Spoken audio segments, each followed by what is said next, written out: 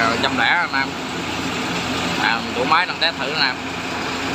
Ảnh ở này Lưng Gù á, ở đó Châu Phú An Giang á. Nè đang test thử nè.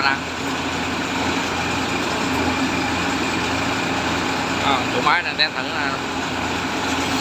Lên đó anh em. Lên xuống mình được anh em. Bị tự lên anh em. Cổ máy tự lên mình làm hết anh em, thử ok anh em. Chứ đừng ngại mình cho một like anh em. Chủ máy nè. Anh em chỉ đừng ngại á.